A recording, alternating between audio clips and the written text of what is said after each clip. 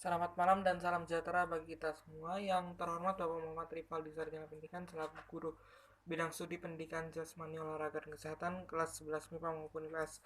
Pada kesempatan malam hari ini saya akan mempresentasikan tentang sejarah senam lantai yang akan diambil sebagai nilai ulangan praktek yang pertama.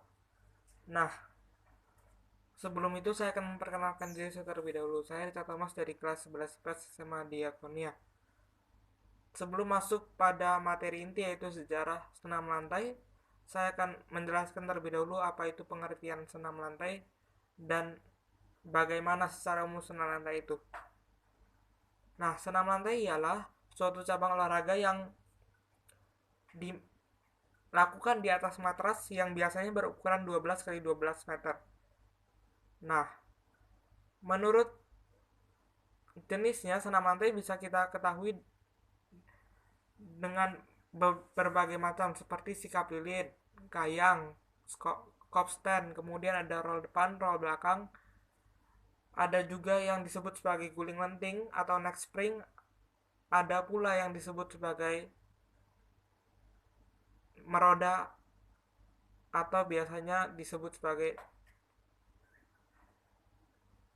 guling berputar-putar karena gerakannya yang berputar-putar. Nah, berikutnya saya akan langsung masuk ke inti materi yaitu sejarah senam lantai.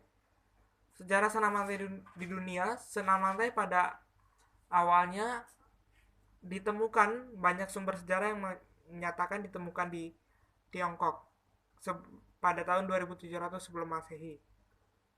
Nah, senam lantai ini sebenarnya adalah suatu olahraga yang sangat gampang dilakukan dan bisa dilakukan di mana-mana. Tetapi menariknya senam lantai ini tidak sepopuler dengan olahraga-olahraga lain sebutnya bulu tangkis atau sepak bola di Indonesia. Berikutnya, senam lantai ini masuk ke Indonesia pada tahun 1912 pada saat penjajahan Belanda dengan dibawa oleh tokoh Belanda yaitu F. Sukema yang kemudian dijadikan oleh Belanda sebagai mata pelajaran wajib yang menunjang gerakan-gerakan dari seluruh mata pelajaran atau bidang studi yang lain. Berikutnya, kemudian Belanda memperkenalkan tipe pertama atau tipe senam pertama yaitu tipe gerakan senam Jerman. Kemudian dirubah pada tahun 1916 menjadi memperkenalkan tipe senam baru yaitu senam Swedia. Nah, seiring Jepang masuk ke Indonesia, Jepang tidak memperbolehkan lagi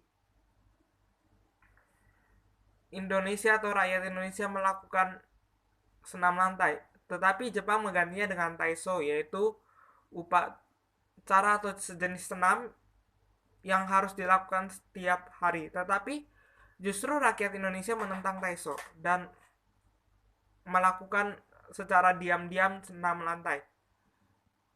Berikutnya, kemudian seiring dengan berkembangnya senam lantai di Indonesia, maka didirikanlah Persatuan Senam Indonesia atau yang kita kenal Persani yang juga membawahi senam-senam yang lain. Mungkin seperti senam aerobik itu semua di bawah Persani.